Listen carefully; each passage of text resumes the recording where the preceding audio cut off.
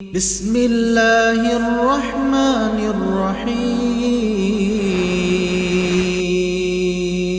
بسم اللہ الرحمن الرحیم الحمد للہ رب العالمین الرحمن الرحیم مالک یوم الدین ونشهد ان لا الہ الا اللہ ونشهد ان سیدنا ومولانا محمدا عبده ورسوله أرسله إلى الناس كافة بشيرا ونذيرا أما بعد فإن خير الحديث كتاب الله وخير الهدي هدي محمد صلى الله عليه وسلم وشر الأمور محدثاتها وكل محدثة بدعة وكل بدعة ضلالة وكل ضلالة في النار. فأعوذ بالله السميع العليم من الشيطان الرجيم من همزه ونفخه ونفثه. بسم الله الرحمن الرحيم.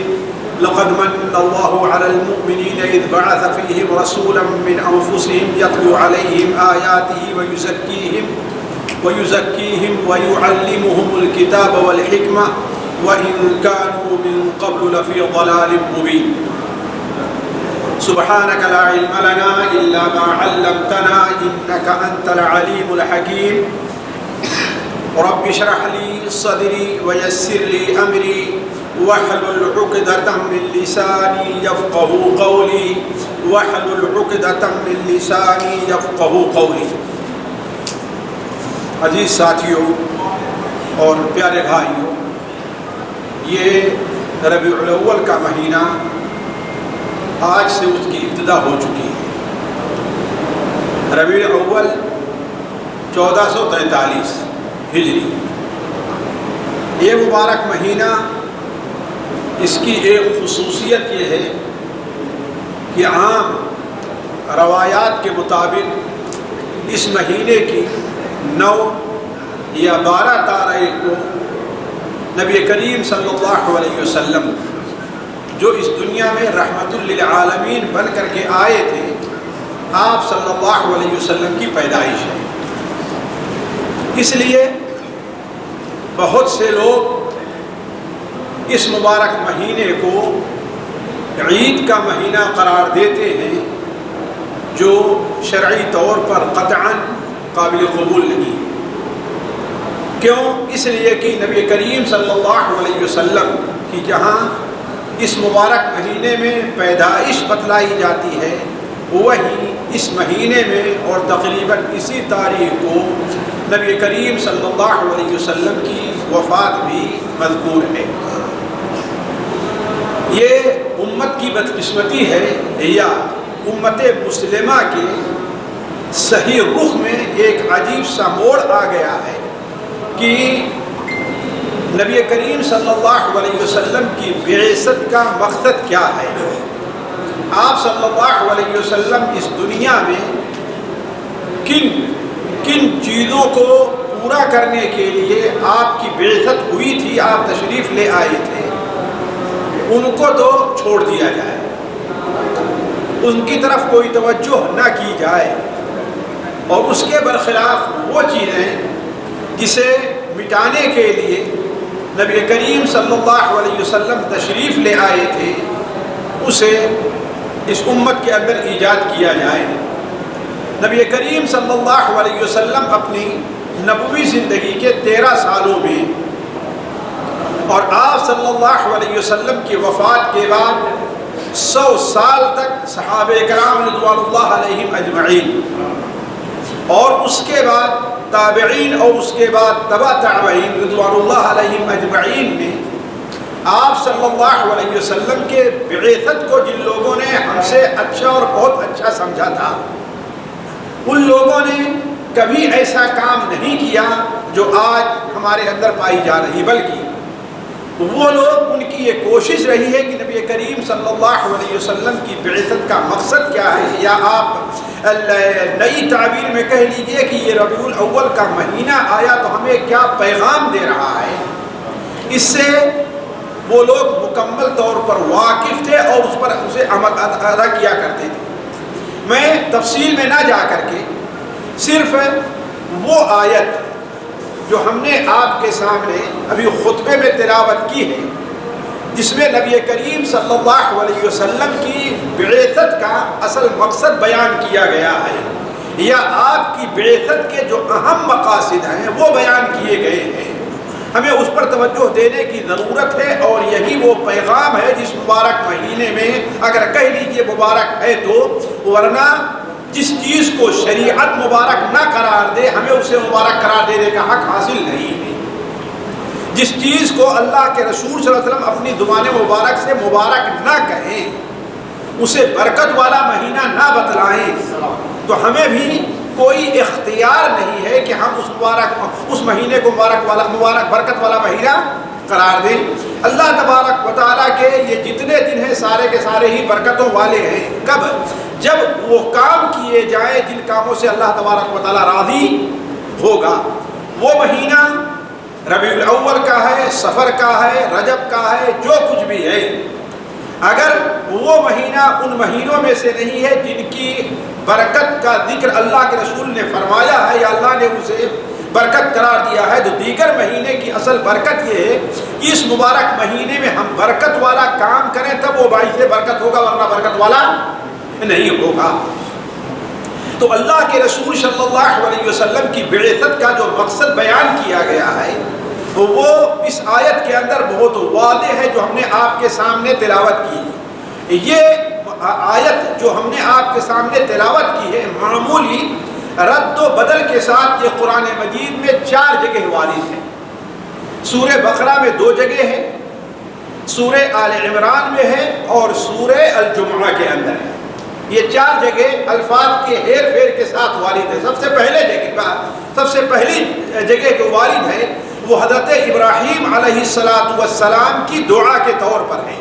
جب حضرت ابراہیم علیہ السلام خانہ کعبہ کی آپ اور ان کے بیٹے حضرت اسماعیل خانہ کعبہ کی تعمیر سے فارغ ہوئے، اللہ تبارک و تعالیٰ سے دعا کی کہ اللہ تعالیٰ میری اس کوشش کو قبول فرما، اور اس گھر کی احترام اور اس گھر کی تعظیم اور اس گھر کی طرف آنے کے جو آداب ہیں، مناسک ہیں، اے اللہ تبارک و تعالیٰ ہمیں وہ سکھا۔ پھر اس کے بعد ابراہیم علیہ السلام نے ایک اور دعا کی تھی جس سے یہ مقصد تھا کہ جو لوگ یہاں پر آباد ہیں، جو لوگ یہاں پر آئیں، ان لوگوں کو دین اور دنیا کی برکت کیسے حاصل ہو، وہ لوگ دین اور دنیا کی خیرات کیسے حاصل کر سکیں، ان کے لیے حضرت ابراہیم علیہ السلام نے دعا کی۔ چنانچہ اللہ تعالیٰ حضرت ابراہیم علیہ السلام کی دعا ان الفاظ میں نقل کرتا ہے کہ ربنا وابعث فیہم رسولا منہم یتلو علیہم آیاتک ویعلمہم الکتاب والحکمت ویزکیہم انک انت العزیز الحکیم۔ اے اللہ تبارک و تعالیٰ، وہ لوگ جو اس گھر کے وارث بنے، کون سا گھر؟ بیت اللہ، جو لوگ اس گھر کا احترام کرنے والے بنے، نگراں بنے، اے اللہ تبارک و تعالیٰ انہی میں سے ایک رسول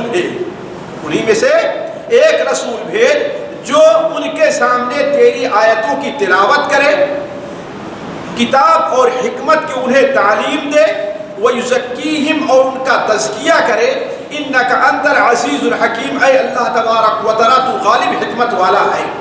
اسی صورت میں دوسرے پارے کے شروع میں اللہ تبارک و تعالیٰ نے جہاں مسلمانوں کو اپنا قبلہ تبدیل کرنے کا حکم دیا، اس لیے کہ مسلمان ابتدا میں بیت المقدس طرف رک کر کے نماز پڑھا کرتے تھے، لیکن 17 مہینے کے بعد اللہ تبارک و تعالیٰ نے جیسا کہ نبی صلی اللہ علیہ وسلم کی خواہش تھی آپ کو حکم دے دیا کہ اب آپ اپنا رخ اپنی نماز میں کس طرف کریں؟ خانہ کعبہ اور بیت اللہ کے طرف کریں۔ تو اللہ تبارک و تعالیٰ اس واقعے کے ضمن میں یہود سے یہ بتلا رہا ہے کہ یہ جو قبلہ تبدیل ہوا ہے یہ کوئی نئی بات نہیں ہے، یہ قبلہ اسی دن ان لوگوں کا بنایا گیا تھا جس دن حضرت ابراہیم علیہ السلام نے اس کی تعمیر کی اور اسے مقدس مقام قرار دیا اور اس کے لیے برکت کی دعا کی، اور اسی وقت ابراہیم علیہ السلام نے یہ دعا کی تھی کہ اے اللہ تبارک و تعالیٰ انہی میں سے ایک رسول بھیج جو ان کے سامنے قرآن مجید کی آیات کو تلاوت کرے، ان کا تزکیہ کرے اور کتاب و حکمت کی تعلیم دے۔ اسی طریقے سورہ آل عمران میں اللہ تبارک و تعالیٰ نے مسلمانوں پر اپنے احسان کے طور پر کہ یہ جو نبی تمہیں مل رہا ہے یہ گویا کہ اللہ تبارک و تعالیٰ کا ہدیہ اور تحفہ تمہارے لیے ہے. یہ نبی جو تمہیں مل رہا ہے رحمت للعالمین، یہ اللہ تبارک و تعالیٰ کی طرف سے تمہارے اوپر بہت بڑا احسان ہے کہ ایسے نبی کو اللہ تعالیٰ تمہارے پاس بھیجا ہے. اس نبی کا کام کیا ہوگا؟ اللہ تعالیٰ نے پھر وہی بیان فرمایا کہ یہ نبی ان کے سامنے قرآن مجید کی آیات کتاب کو تلاوت کر کے بتاتا ہے اور انہیں کتاب و حکمت کی تعلیم دیتا ہے اور ان کا تزکیہ کرتا ہے. اسی طریقے سے سورہ جمعہ کے اندر اللہ تعالیٰ نے دوسری ہی آیت بیان فرمایا کہ هو الذی بعث فی الامیین رسولا منہم یتلو علیہم آیاتی ویزکیہم ویعلمہم الکتاب والحکمہ وان کانوا من قبل فی ضلال مبین. یہ اہل مکہ جو اس خانہ کعبہ کے وارث بنے ہیں، اس خانہ کعبہ کو اپنا مقدس مقام مانتے ہیں، اللہ تبارک و تعالیٰ نے ان کی ہدایت کے لیے اور ان کے اندر جو غلطیاں ہیں ان کی اصلاح کے لیے انہی میں سے ایک رسول بھیجا ہے جو ان کے اوپر اللہ کی آیات کو تلاوت کرتا ہے اور انہیں ان کا تزکیہ کرتا ہے اور کتاب و سنت کی تعلیم ان کو دیا کرتا ہے، کتاب و سنت کی تعلیم دیتا ہے. تو یہ 4 آیتیں ہیں. آپ لوگوں نے اندازہ لگا لیا ہے کہ ان چاروں آیتوں کے اندر اللہ تبارک و تعالی نے نبی کریم صلی اللہ علیہ وسلم کی بعثت کا جو مقصد بتایا ہے وہ 3 یا 4 ہے. پہلا مقصد تو یہ ہے کہ یہ لوگوں کے سامنے قرآن انہیں پڑھ کر کے سناتا ہے. دوسرا مقصد یہ بتایا ہے کہ ان کا تزکیہ کرتا ہے. ابھی میں اسی کی تھوڑی سی وضاحت کروں گا کہ اس موقع پر جب ربیع الاول آیا ہے تو ہمیں اس طرف توجہ دینے کی ضرورت ہے کہ آخر اس مبارک مہینے میں جب نبی صلی اللہ علیہ وسلم کی پیدائش ہوئی ہے تو آپ اصل کیا ہمارے لیے دعوت اور کیا نعمت لے کر کے آئے ہیں. اللہ نے احسان کیا ہے جس نبی کو بھیجا ہے تو آیا یہ نبی ہمارے لیے کیا لے کر کے آیا ہے، ہمیں اس پر توجہ دینے کی ضرورت ہے. تو پہلی چیز یہ ہے کہ انہیں کے سامنے کتاب کی تلاوت کرتا ہے اور دوسرا مقصد یہ بیان کیا گیا کہ وَيُزَكِّيهِمْ اللہ ان کا تزکیہ کرتا ہے. اور تیسرا مقصد یہ ہے کہ اللہ تبارک و تعالی انہیں کتاب کی اور سنت حکمت یعنی سنت رسول جو حدیث ہے اس کی تعلیم دیتا ہے. تو ان 4 چیزوں پر توجہ دینے کے لیے ہمیں اور آپ کو تھوڑا سا توجہ دینی پڑے گی. پہلی چیز تو یہ ہے کہ اللہ کے رسول نے کیا بیان یتلو علیہم آیاتہ، وہ ان کے اوپر آیات کو تلاوت کر کے بتاتا ہے. اس کا مفہوم کیا ہے ساتھیوں؟ یعنی یہ کتاب جو اللہ تبارک و تعالیٰ کی طرف سے نازل کی گئی ہے اسے چوں کا توں پڑھ کر کے بتاتا ہے. جیسے اللہ تبارک و تعالیٰ سے اس نے قبول کیا ہے ویسے ہی اللہ کی مخلوق تک پہنچا دے رہا ہے. اس لیے کہ تلا یتلو کے معنی کیا ہوتا ہے؟ پیروی کے ہوتا ہے. تلا یتلو کے معنی پیروی کرنا، کسی کے پیچھے چلنا. تو گویا اللہ تبارک و تعالیٰ نے نبی کو جس طریقے سے پڑھایا، جس زیر زبر کے ساتھ پڑھایا، جن الفاظ کے ساتھ پڑھایا ہے اللہ تعالیٰ نے اپنے نبی کو، ویسے ہی یہ نبی انہی الفاظ میں انہی کلمات کے ساتھ اپنی امت کے سامنے اس آیت کو تلاوت کر کے فرما دے رہا ہے. اس لیے دیکھیں گے کہ قرآن و حدیث میں جہاں تلاوت کا لفظ ہے اس کے معنی پیچھے چلنا، لیکن جہاں تلاوت کا معنی آیا ہے اس سے اللہ کی کتاب چاہے قرآن مجید ہے یا تورات وغیرہ ہے اس کی تلاوت کے لیے آیا ہے. کیوں؟ اس لیے کہ ہر نبی کے اوپر یہ فرض ہوا کرتا تھا کہ یہ کتاب جن الفاظ میں اللہ تعالیٰ نے نبی کو دی ہے انہی الفاظ میں اس کتاب کو اللہ کی اپنی امت تک پہنچا دے، اس میں کوئی تبدیلی نہ کرے. اسی لیے آپ دیکھیں جن الفاظ میں اس کتاب کو اللہ کے رسول نے صحابہ کرام تک پہنچایا ہے، آپ کو صحابہ کو پڑھایا ہے، انہی الفاظ میں صحابہ نے تابعین کو پڑھایا ہے، تابعین نے تبع تابعین کو پڑھایا ہے، اور اسی طریقے سے آج امت اسے پڑھتے چلی آئی ہے. اس کے اندر کوئی تبدیلی نہیں ہوئی، کوئی تبدیلی نہیں ہوئی. ساتھیوں اس سے یہاں پتہ چلتا ہے کہ قرآن کریم کے جس طریقے سے اصل مقصود کیا ہے؟ معانی ہے، یعنی ہم ان کے معانی کو سیکھیں، ان کو سمجھیں، اس کے اوپر عمل کریں۔ اسی طریقے سے قرآن مجید کے الفاظ بھی ہم سے مطلوب ہیں، ہم سے مطلوب ہیں۔ یعنی کہا جا سکتا ہے کہ قرآن مجید جو ہے وہ دو چیزوں کا مجموعہ ہے، ایک الفاظ کا اور دوسرے معانی کا۔ دونوں کو ایک دوسرے سے جدا نہیں کیا جا سکتا۔ اسی لیے آپ دیکھیں علماء کہتے ہیں اگر کسی مصحف کے اندر عربی عبارت نہ لکھی جائے، صرف قرآن مجید کا ترجمہ، حالانکہ قرآن میں ترجمہ کہنا صحیح نہیں ہے، قرآن کا ترجمہ یہ اللہ کلام کوئی نہیں کر سکتا، قرآن کا جو معانی ہم نے ان سے سمجھا اس کو ہم نے اپنی زبان میں ادا کیا ہے، تو اسی لیے علماء کہتے ہیں کہا جائے قرآن کے معانی کا ترجمہ، قرآن کے معانی کا ترجمہ، نہ کہ قرآن کا ترجمہ۔ قرآن کا ترجمہ کوئی نہیں کر سکتا ہے، اس کا جو مفہوم ہے اسے ہم اپنے الفاظ میں ادا کر رہے ہیں، نہ کہ قرآن کے لفظ کو ہم اس کا ترجمہ کر رہے ہیں، وہ ترجمہ اللہ تعالیٰ بہتر جانتا ہے۔ تو کہنے کا مطلب یہ ہے کہ اگر کسی مصحف کے اندر، علماء نے ایک بات بتا دوں، اس چیز کو ناپسند کیا ہے کہ کوئی آدمی مثال کو صرف اردو میں یا انگلش میں، ہندی میں، کسی زبان میں قرآن کے معانی کو نقل کر دے اور قرآن کے الفاظ کو نہ نقل کرے، اسے علماء ناپسند کرتے ہیں، اسے علماء ناپسند کرتے ہیں۔ کیوں؟ اس لیے کہ قرآن مجید دونوں چیزوں کا نام ہے۔ اسی لیے اگر قرآن مجید کا کوئی آدمی اپنی نماز میں اس کا ترجمہ پڑھ لے تو اس کی نماز ہو جائے گی؟ جی نہیں ہوگی نا۔ اس کا مطلب قرآن مجید کو جو الفاظ ہے اس کا بھی ہم سے مطالبہ ہے۔ اسی لیے اگر کوئی شخص قرآن مجید کا صرف ترجمہ ہے اور اسے چھونا چاہے، بے وضو ہے، یا ایک عورت ناپاکی کی حالت میں ہے یا ایک مرد ناپاکی کی حالت میں ہے، تو اگر وہ قرآن عربی الفاظ کے ساتھ ہے تب تو اس کو، لیکن اگر صرف اس کا ترجمہ ہے یا ترجمہ زیادہ ہے، عربی الفاظ کہیں کہیں آئے ہوئے ہیں، مکمل تفسیر ہے، تو اس کو انسان بغیر وضو کے بھی چھو سکتا ہے۔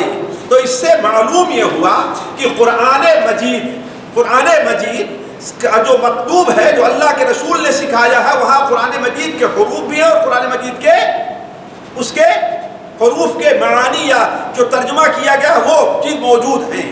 اسی لیے علماء کہتے ہیں کہ اگر کوئی آدمی اردو جانتا ہے، پشتو جانتا ہے، انگلش جانتا ہے، وہ قرآن مجید کے ترجمہ کو پڑھتا چلا جائے اور عربی نہ پڑھے تو اسے ایک حرف پر 10 نیکی نہیں ملے گی۔ 10 نیکی کب ملے گی اس کو؟ جب وہ الحمد پڑھے گا تو سب تعریف اللہ کی ہے، اس کے اوپر 10 نیکی اس کو ملنے والی نہیں، اس کو 10 نیکی ملنے والی 10 نیکی کب ملے گی؟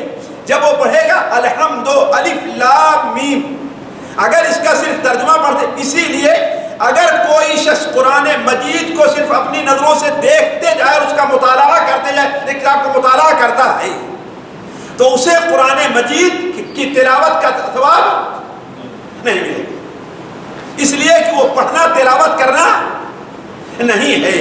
تو اللہ کے رسول صلی اللہ علیہ وسلم نے، میں جو کہہ رہا تھا وہ یہ ہے کہ اپنی امت کو قرآن مجید کی تلاوت بھی آپ نے ان کو سکھلائی ہے، اپنی زبان سے صحابہ کرام کو پڑھ کر کے بتایا ہے کس طریقے سے پڑھو۔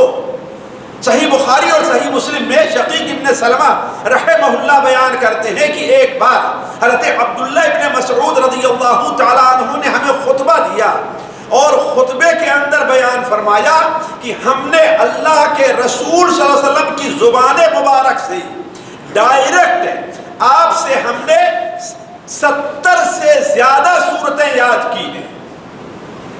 یعنی یہ نہیں ہے کہ ہمیں کچھ لکھ کر کے دے دیا ہم نے اس کو پڑھ لیا، ایسا نہیں ہے، بلکہ آپ نے ہمیں اپنی زبان سے پڑھایا اور سکھایا ہے۔ صحیح مسلم میں، شاید صحیح بخاری میں حضرت انس بن مالک کی روایت ہے، میرے ذہن سے بات نکل رہی ہے لیکن علی کل حال وہ صحیح ہے۔ حضرت انس بن مالک بیان کرتے ہیں کہ اللہ کے رسول صلی اللہ علیہ وسلم نے ابی ابن کعب سے کہا، اے ابی ابن کعب، اللہ تبارک و تعالیٰ نے مجھے حکم دیا تمہیں یاد کراؤں اس میں سناؤں۔ اللہ تعالیٰ نے حضرت ابی ابن کعب کہتے ہیں کہ اے اللہ کے رسول، کیا اللہ تعالیٰ میرا نام لے کر کہا ہے کہ ابی کو یہ سورت پڑھاؤ؟ تو آپ صلی اللہ علیہ وسلم نے فرمایا کہ ہاں تمہارا نام لیا ہے کہ ہاں ابی کو یہ سورت پڑھاؤ۔ حضرت ابی ابن کعب رضی اللہ عنہ یہ سن کر کے خوشی سے ہنسنے لگے، رو پڑے، خوشی سے رو پڑے کہ اللہ تعالیٰ مجھے یہ مقام دیا۔ تو کہنے کا مطلب اس صورتوں کو بیان، ان دو حدیثوں کے بیان کرنے کا مقصد یہ ہے کہ اللہ کے رسول صلی اللہ علیہ وسلم جو اللہ تعالیٰ فرماتا ہے یتلو علیہم آیاتہ، یتلو علیہم آیاتک، اے اللہ تعالیٰ تیری آیتوں کو انہیں پڑھ کر کے سنائے گا، انہیں سکھائے گا۔ اے اللہ تعالیٰ ان کے اوپر اس کتاب کی آیات کو یہ پڑھ کر کے سنائے گا اور سکھائے گا۔ یہ اللہ کے رسول صلی اللہ علیہ وسلم نے اپنا ایک مقصد بنا لیا تھا جس کے لیے آپ صلی اللہ علیہ وسلم کی بعثت ہوئی تھی۔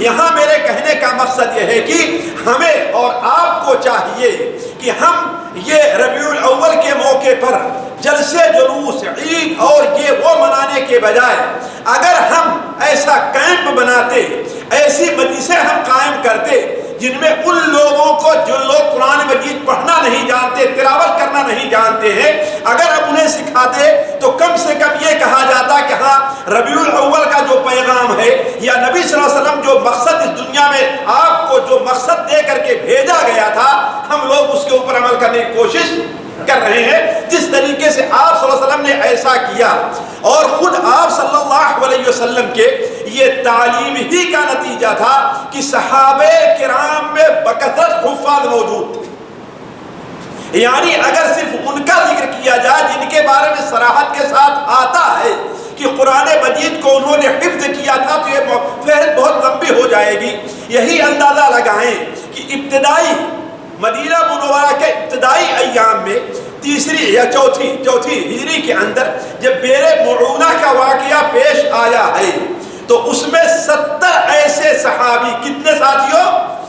70 ایسے صحابی شہید ہوئے ہیں جو قرآن مجید کے حافظ تھے، ایک دو نہیں۔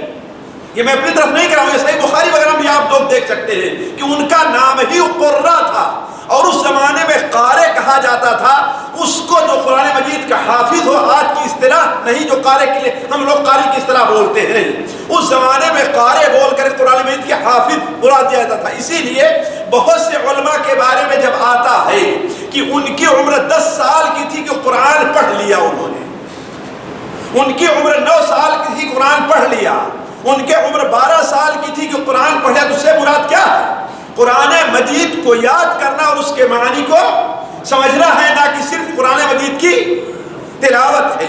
اسی طریقے سے حضرت ابوبکر رضی اللہ تعالیٰ عنہ کے زمانے میں جب جنگ یمامہ پیش آئی ہے، جنگ یمامہ پیش آئی ہے تو اس میں بھی 70 سے زائد صحابہ کرام شہید ہوئے ہیں۔ اس سے اندازہ لگانے آئے کہ صحابہ کرام میں حفاظ کی تعداد کتنی تھی۔ بلکہ ساتھیوں اگر یہ کہا جائے، اور ہم سے بڑی کوتاہی ہوتی ہے، یہ ہمیں اس پر توجہ دینی چاہیے، ہم جہاں اپنے دنیا کے لیے وقت نکال سکتے ہیں اس کے لیے بھی وقت نکال سکتے ہیں۔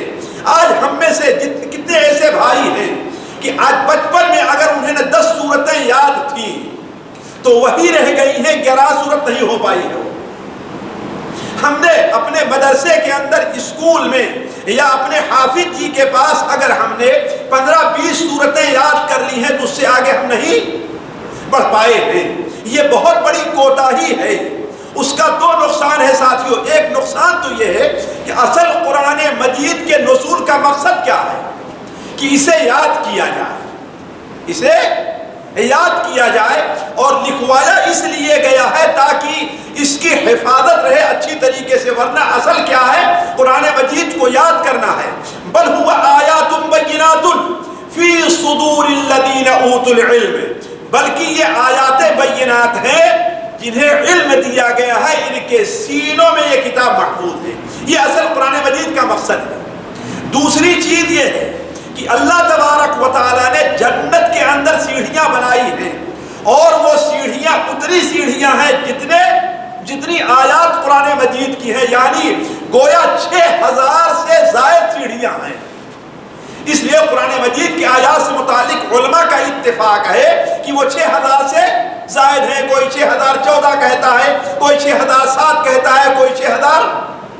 یہ اختلاف ہے کہ بعض علماء بعض آیات کو مانتے ہیں، بعض کو نہیں مانتے. جیسے مثال کے طور پر سورہ الماعون ہے. سورہ الماعون ہر انسان کو یاد ہے، اس لیے میں اس کی مثال دے رہا ہوں. ہمارے پاس جو مصحف موجود ہے اس میں 7 آیتیں ہیں. کتنی ہیں؟ 7 آیتیں ہیں. ارأیت الذی یکذب بالدین فذلک الذی یدعو الیتیم ولا یحض علی طعام المسکین فویل للمصلین الذین هم عن صلاتهم ساہون اور الذین هم یراؤون ویمنعون الماعون. بعض مصاحف میں جو کوفی ہے، جو یہاں نہیں ہے، وہ الذین هم یراؤون ویمنعون الماعون کو ایک آیت مانا گیا ہے. الذین هم یراؤون ویمنعون الماعون، اس لیے اس کی تعداد کتنی 6 ہو جایا کرتی ہے.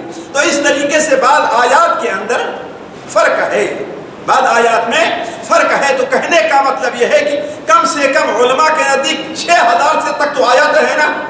تو جنت کی سیڑھیاں کتنی ہیں؟ 6000 ہیں. اور وہ سیڑھیاں ان سیڑھیوں کی طرح نہیں ہیں. کتنی اونچائی ہوتی ہے بھائی ہم تو نہیں جانتے، لیکن اگر کوئی انجینئر جانتا ہو کتنی اونچائی ہوتی ہے ایک سیڑھی ہے کہ نہیں. یہ اونچائی کن لوگوں کے لیے ہے؟ جو ہم جیسے چھوٹے قد والے ہیں. جنت میں جائیں گے آپ تو کتنے قد ہوں گے آپ کے؟ جی کتنے بڑے آپ ہوں گے؟ 60 گز. کتنے؟ 60 ہاتھ آپ لوگ کی اونچائی ہوگی.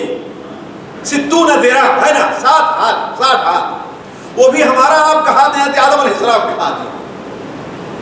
کس کا ہاتھ؟ تو وہ بتائیے ان کے لیے یہ سیڑھی چلنا آسان ہوگا؟ جی تو ان کے لحاظ سے سیڑھیاں 6000 سیڑھیاں ہیں.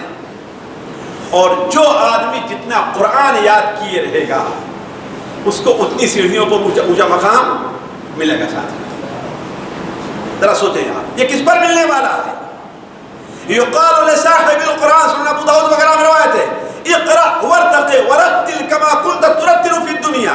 پڑھتا جا چڑھتا جا، پڑھتا جا چڑھتا جا، جہاں تک تو نے قرآن یاد کیا ہے، جہاں پر تیرے قرآن کا حفظ ختم ہو جائے گا وہیں پر تیری منزل ہے. یہ کس پر ملنے والا ہے؟ جی قرآن مجید کی تلاوت اور یاد کے ساتھ. کیسے؟ اس لیے ہماری یہ بڑی بدنصیبی ہے کہ ہمیں وقت ملتا ہے، اللہ نے ذہن دیا ہے، لیکن ہم ایک پارہ بھی قرآن یاد نہیں کر پاتے. تو علی کل حال کہنے کا مطلب یہ ہے کہ اصل یہ ہے کہ قرآن مجید کو یاد کر کے پڑھا جائے. اسی لیے اللہ کے رسول صلی اللہ علیہ وسلم نے حتیٰ کہ قرآن مجید کے یاد کرنے کی بڑی فضیلت بیان فرماتے تھے.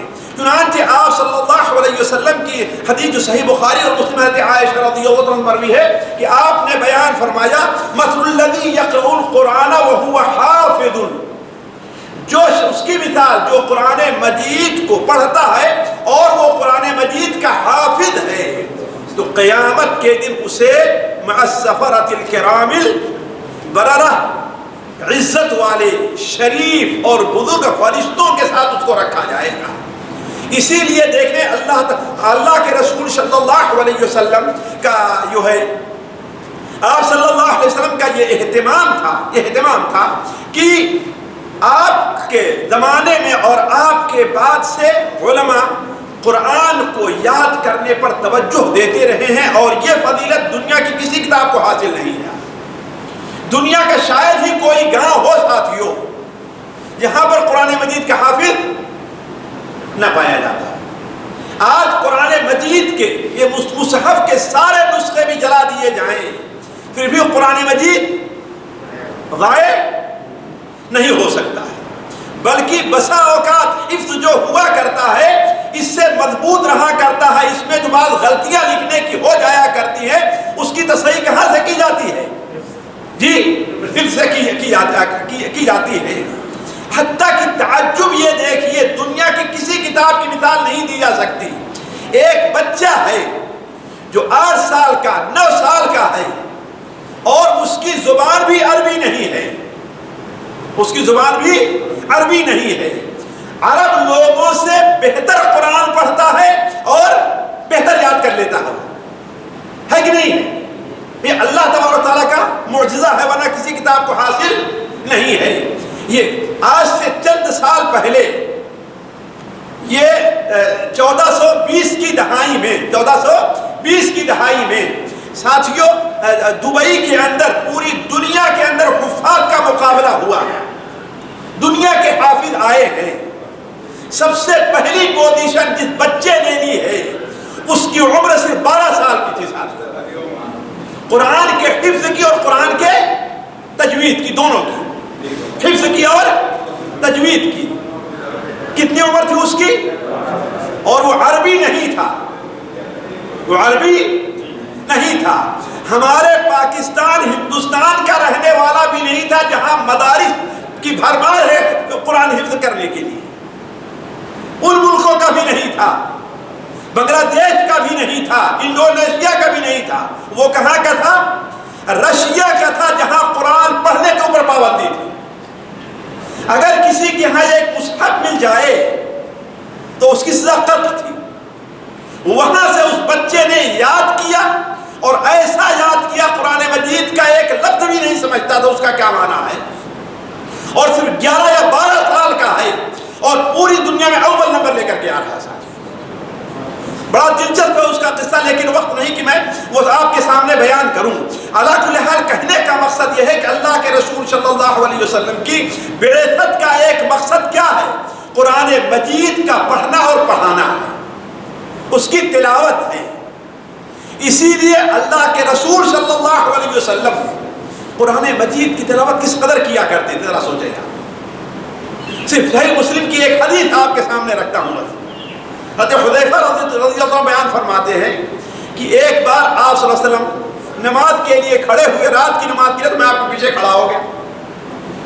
آپ صلی اللہ علیہ وسلم نے سورہ فاتحہ کے بعد سورہ بقرہ شروع کی. ہم نے سمجھا کہ شاید 100 آیت پڑھیں گے اور آپ اس کو رکوع کریں گے. آگے بڑھتے گئے. ہم نے کہا شاید 200 آیتیں پڑھیں گے اور آپ رکوع کریں گے. آگے بڑھتے گئے، پوری سورت ختم کر دیا. ہم نے کہا اب پوری سورت ختم کر کے رکوع کریں گے. آپ آگے بڑھ گئے، سورہ نساء شروع کر دیا. ہم نے کہا چلو اب ہو سکتا ہے یہ سورت پڑھ کر کے آپ رکوع کریں. آپ آگے بڑھ گئے، سورہ آل عمران شروع کر دیا. کتنا پارہ ہوگا ساتھیوں؟ 5.25 پارہ ہے. کتنا؟ اور صرف پڑھا نہیں ہے ہمارے حافظوں کے طریقے سے. ہر جہاں پر کوئی آیت ایسی آتی جس میں جنت کا ذکر ہوتا تو آپ کھڑے ہو کر کے دعا کرتے کہ اللہ تعالیٰ ہمیں جنت نصیب فرمائے. اگر کوئی ایسی آیت آتی جس میں جہنم کا ذکر ہوتا تو آپ رک کر کے دعا کرتے کہ اللہ تعالیٰ ہمیں اس سے محفوظ رکھے. آپ سوچئے کہ آپ صلی اللہ علیہ وسلم کیسی تلاوت کیا تو قرآن مجید کی. اور صحابہ کرام کا واقعہ تو آپ جانتے ہیں، بار بار سنتے رہے کہ صحابہ کرام کو قرآن سے کس قدر محبت تھی. ان صحابی کا آپ نے واقعہ سنا ہوگا جو کسی جنگ سے واپس آ رہے تھے، ہے نا. آپ صلی اللہ علیہ وسلم نے 2 صحابی کو، حضرت عباد ابن بشر اور دونوں میں سے نعمان ابن بشیر نہیں ہے، وہ نعوذ باللہ علی کل حال میرا نام بھول، انصاری صحابی، دونوں کو ایک پہاڑ کی چوٹی پر، صحیح بخاری کے اندر روایت ہے، ایک پہاڑ کی چوٹی پر متعین کر دیا کہ ہم لوگ سوئیں گے اور تم کیا کرو؟ نگرانی کرو. تو دونوں نے کہا کہ ہم دونوں برابر جاگتے رہیں، ایسا اچھا نہیں، ایسا ایک سو جائے اور دوسرا جاگتا رہے. تو جو بیچارے سو گئے اور دوسرے صحابی کیا ہے سوچے کیا کریں، کھڑے ہو کر کیا پڑھنے لگے؟ نماز پڑھنے لگے، قرآن تلاوت کرنے لگے. دشمن کے ایک بیوی کو مسلمانوں نے گرفتار کر قیدی بنا لیا تھا. اس نے قسم کھائی کہ جب تک ان کا خون نہیں بہاؤں گا واپس نہیں آؤں گا، لہذا ان کے پیچھے پیچھے چلا. جب فوج رکی تو وہ دور سے اندازہ لگا لیا کہ ایک آدمی اس چوٹی کے اوپر ہے، اور کہا ظاہر بات دشمن ہی کو ہوگا. اسے تیر مارا، تیر لگا. صحابی نے کیا کام کیا؟ تیر کو نکال کر کے نیچے رکھ دیا، قرآن مجید کی تلاوت کو چھوڑا. سنا ہے نا آپ لوگوں نے قصہ، یہ بار بار سنا ہوگا. اگر میں ایسے مثالیں دینے لگوں، صحابہ کرام رضوان اللہ علیہم اجمعین اور تابعین قرآن مجید کی تلاوت کا کس قدر اہتمام کیا کرتے تھے. آج ہمارے یہاں لوگ بڑی آسانی سے کہہ دیتے ہیں کہ صرف قرآن کے الفاظ پڑھنے کا کوئی فائدہ نہیں. کہہ دیتے ہیں نا جب تک معنی نہ سمجھو، یہ جہالت ہے، یہ جہالت ہے۔ یہ کہیے کہ قرآن مجید کے معنی کا بھی سیکھنا بھی ضروری ہے، لیکن تلاوت کرنے کا کوئی فائدہ ہی نہ ہو، تمام حدیثوں کو آپ نے اٹھا کر پھینک دیا، صحابہ کرام سے لے کر کے آج تک علماء بیوقوف نے جو قرآن تلاوت کا لوگوں کو حکم دیتے رہے اور تلاوت سکھاتے رہے۔ اللہ کل حال ساتھ بات دوسری طرف میں جائے، آپ صلی اللہ علیہ وسلم کا دوسرا جو مقصد ہے، منصب ہے اس دنیا میں آنے کا، وہ یہ ہے کہ وہ یزکیہم، لوگوں کا تزکیہ کیا کرتے ہیں۔ تزکیہ کے معنی ہوتا کیا ساتھی؟ تزکیہ کے معنی ہوتا ہے پاکی کی، صفائی کی، برکت کی، اضافہ کی، تزکیہ کا معنی ہوتا ہے۔ اور جب علماء تزکیہ نفس بولتے ہیں تو اس کا معنی ہوتا ہے انسان کے نفس کو سنوارنا، اپنے اخلاق کو بنانا، برے اخلاق سے اس کو بچانا اور اچھے اخلاق پیدا کرنا، یہ اصل میں تزکیہ نفس کا معنی۔ ظاہری اور باطنی طور پر انسان گویا کہ ایک اچھا انسان بن جائے، یہی تزکیہ نفس ہے، ظاہری طور اور باطنی طور پر۔ اور اللہ کے رسول صلی اللہ علیہ وسلم کو یہ جو منصب قرار دیا گیا ہے، آپ نے اس کو بخوبی جو ہے انجام دیا۔ قرآن مجید میں آپ سے متعلق ایک آیت ہے، میں صرف وہ آیت آپ کے سامنے رکھتا ہوں، بنو اسرائیل کے بارے میں ہے، سورہ اعراف کے اندر، اور وہ آیت نمبر ہے 157، 157۔ اس میں اللہ تعالیٰ نبی صلی اللہ علیہ وسلم کا منصب کیا بیان فرماتا ہے؟ اللہ تعالیٰ فرماتا ہے الذین یتبعون الرسول النبی الامی الذی یجدونہ مکتوبا عندہم فی التوراۃ والانجیل، جو لوگ اس نبی امی کی اتباع کرتے ہیں جس کو اپنی کتاب تورات کے اندر وہ لوگ لکھا ہوا پاتے ہیں، اس لیے کہ آپ صلی اللہ علیہ وسلم کی بشارت تورات اور انجیل میں، لیکن آپ کی صفت کیا ہے؟ یہ امرہم بالمعروف، انہیں بھلائی کا حکم دیتا ہے، وینہاہم عن المنکر، انہیں برائی سے روکتا ہے، ویحل لہم الطیبات، اور پاک چیزوں کو ان کے لیے حلال کرتا ہے، ویحرم علیہم الخبائث، اور خبیث اور گندی چیزوں کو ان کے اوپر حرام کر دیتا ہے، وَيَدَعُ عَنْهُمْ إِسْرَهُمْ وَالْأَغْلَالَ الَّتِي كَانَتْ عَلَيْهِمْ، اور ان کے اوپر سے اس بوجھ کو اور اس توق کو جو ان کی گردنوں میں پڑا ہوا ہے، اس سے ان کو چھٹکارا دلاتا ہے۔ آج ہم میں سے کتنے لوگ ہیں جو خاندانی رسم و رواج کے پیچھے اس قدر پڑے ہوئے ہیں کہ پریشان بھی ہوتے ہیں، چھوڑنا بھی نہیں چاہتے، ہے کہ نہیں؟ مثال کے طور پر مرنے کے بعد ایک بہت بڑی رسم ہے کہ ہاں بھائی ڈیک دینا ہے، لوگوں کو لوگ چاہتے بھی نہیں۔ بسا اوقات ایک غریب آدمی جو ہوتا ہے تو اسے اپنے میت کا افسوس کم ہوتا ہے، اور اس کے مرنے کے بعد جو اس کے اوپر بوجھ پڑ رہا ہے اس کا افسوس ہے۔ بات ہے کہ نہیں؟ کتنے لوگوں نے کہا، اقرار کیا اس بات کا۔ اللہ کے رسول صلی اللہ علیہ وسلم انہی بوجھوں کو، یہی جو ہمارے گلے میں رسم و رواج پھنسی ہے، انہی میں سے یہ بھی ہے، ان کو دور کرنے کے لیے آئے تھے۔ تو نبی کریم صلی اللہ علیہ وسلم صحابہ کرام کو یہ نہیں ہے کہ آپ نے آج ہماری طریقے سے صرف تقریر کر دی اور چلے گئے، نہیں، صرف مدرسے میں پڑھا دیا اور ختم ہو گیا معاملہ، نہیں، لوگوں کو آپ صلی اللہ علیہ وسلم کی زندگی سنوارتے بھی تھے، بھلی بات کا حکم دیتے، اس کا عادی بناتے، اس کے اوپر زور دیتے، اور برائی سے روکتے اور اسے متربع کرتے تھے۔ اس سلسلے میں کتنی حدیثیں ہیں ساتھیوں، اگر ہم اس پر توجہ دے لیں تو ہمارے سامنے بات واضح ہو جائے گی۔ مثال کے طور پر ایک صحابی بڑے مشہور حضرت ابو درداء رضی اللہ تعالیٰ عنہ ہیں، حضرت ابو درداء رضی اللہ عنہ، ان کے بارے میں طبرانی کبیر وغیرہ میں ہے، علامہ البانی اسے صحیح الجامع میں اور صحیح ترغیب و ترہیب میں نقل کرتے ہیں، وہ بیان کرتے ہیں کہ اللہ کے رسول صلی اللہ علیہ وسلم نے مجھے یہ وصیت کی۔ کیا وصیت کی؟ ذرا غور کریں، کیا وصیت کی؟ اعبد اللہ کأنک تراہ، دیکھو اللہ کی عبادت کرو، نماز کے لیے کھڑے ہو تو تمہاری عبادت ایسے ہو گویا کہ تم اللہ تعالیٰ کو دیکھو۔ اور اگر یہ نہیں ہو سکتا تو گویا کہ اللہ تم کو، یہ بتائیے کہ اگر ہمارا مدیر، ہمارا کفیل ہمیں دیکھ رہا ہو تو ہمارے کام کی کیا نوعیت ہوگی؟ جی ذرا سوچیں۔ لیکن ہم نماز پڑھتے رہتے ہیں،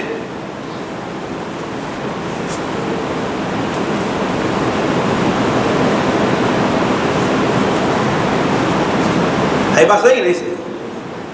ہمارے ملکوں میں تو کم تھا، لیکن اب ہم لوگوں نے بھی سیکھ لیا یہاں آ کر کے کہ غلط کہہ رہا ہوں، سیکھ لیا ہے نا۔ اس کا مطلب یہ ہے کہ اللہ تعالیٰ ہم کو دیکھ نہیں رہے، ہم اللہ تعالیٰ کو دیکھ نہیں رہے نا، اللہ تعالیٰ ہم کو دیکھ رہا، ہمارا یہ تصور ہے نہیں۔ آپ نے کیا بیان فرمایا کہ تو اللہ کی ایسی عبادت کر گویا کہ تو اللہ کو دیکھ رہا ہے۔ وَعُدْ نَفْسَكَ فِي الْمَوْتَى، اور تم اپنے آپ کو ایسے سمجھو کہ تم ابھی کل مر جانے والے۔ ذرا سوچیں ہماری کیا کیفیت ہوگی کہ ہم ابھی کل مر جائیں گے تو، اور ہمارا یقین اگر آخرت کے اوپر ہے تو ہم کیسی عبادت کریں گے؟ کھانا نہیں کھائیں گے لیکن جی۔ اور جن لوگوں کو ساتھیوں یہ ہوا کرتا ہے ان کی یہ کیفیت ہوتی ہے۔ اگر مجھ سے بھول نہیں تو امام بیہقی رحمہ اللہ شعب الایمان میں ایک اہل کتاب کی ایک عورت کے بارے میں نقل کرتے ہیں کہ اس نے یہ سوچا کہ میری جب وفات ہو تو میں روزے کی حالت میں، تو بنو اسرائیل کے ہاں روزہ تقریباً 24 گھنٹے کا ہوا کرتا تھا، تو کہا اس نے روزہ رکھا۔ جب افطار کا وقت ہوا تو کہا الحمدللہ آج تو میں نہیں مری، لیکن ہو سکتا ہے کل ہمارا انتقال ہو جائے، لہذا پھر روزہ رکھ لیا۔ دوسرے دن پھر روزہ رکھ لیا۔ ایسے 40 سال تک گزار دیے ہیں اور روزے سے، اور اللہ تعالیٰ نے اسے روزے ہی کی حالت میں اس کی وفات آئی۔ یہ کیا ہے؟ اس لیے کہ یقین تھا کہ ہاں بھائی ہمارا کوئی بھروسہ، ہم کب ہمارا انتقال ہو جائے کوئی اس کا بھروسہ نہیں ہے۔ ہمیں اس کا کب ہوتا ہے؟ مثال کے طور پر ایک شخص کو آپریشن تھیٹر میں لے جانا لگا اور معلوم ہو جائے کہ آپریشن بڑا خطرناک ہے، تو اپنے بچوں سے کیسے وہ روئے گا اور پریشان ہوگا؟ یہ بات صحیح کہ نہیں صحیح ہے؟ تو اگر ہمیں یہ احساس ہو جائے تو آپ نے فرمایا تو اپنے آپ کا شمار کس میں کر مردوں، وَإِيَّاكَ وَدَعْوَاتِ الْمَظْلُومِ فَإِنَّهُنَّ مُجَابَاتٌ، اور مظلوم کی بددعا سے تم بچتے رہو، مظلوم کی بددعا سے بچتے رہو۔ ہم تو یہ سمجھتے ہیں کہ اگر مظلوم کسی نے ہمیں ایک تھپڑ مارا، ہم نے اگر اس کو 2 تھپڑ مارا تو اپنی بہادری سمجھتے ہیں کہ ہم نے اس کو ظلم کیا ہے۔ اگر کسی نے ہم کو چھوٹی گالی دی ہے تو ہم اس کو بڑی گالی دیں گے، نہیں سمجھتے کہ ہم نے اس کے اوپر ظلم کیا۔ لیکن ظلم ہے نا، آپ کو اختیار کتنا ہے؟ صرف ایک ہی گالی دینے کا نا، لیکن بلکہ ہمارے یہاں کہتے ہیں کہ ہم تو اینٹ کے جواب پتھر بہادری سمجھتے ہیں نا، یہ بہادری نہیں ہے، یہ آخرت پر ایمان کی کمزوری کی علامت ہے۔ اس کے بعد آپ نے بیان فرمایا وَعَلَيْكَ بِصَلَاةِ الْغَدَاةِ وَصَلَاةِ الْعِشَاءِ فَأَشْهَدْهُمَا، اور دیکھو اہتمام کرنا فجر کی نماز کا اور عصر کی نماز کا۔ کس کا؟ فجر کی نماز کا اور عشاء کی نماز کا۔ ان دونوں نمازوں میں ضرور حاضر ہونا، اس لیے کہ آج جو لوگ اس میں کوتاہی کرتے ہیں، اگر انہیں معلوم ہو جائے کہ ان میں کتنا بڑا اجر ہے تو لوگ اس کے لیے اگر گھٹنوں کے بل گھسٹ کر کے بھی آنا پڑے پھر بھی آئیں گے۔ تو کہنے کا مطلب یہ ہے کس طریقے سے کتنی ایسی حدیثیں ہیں کہ آپ صلی اللہ علیہ وسلم لوگوں کو نیک کام کا حکم دیتے، عادی بناتے۔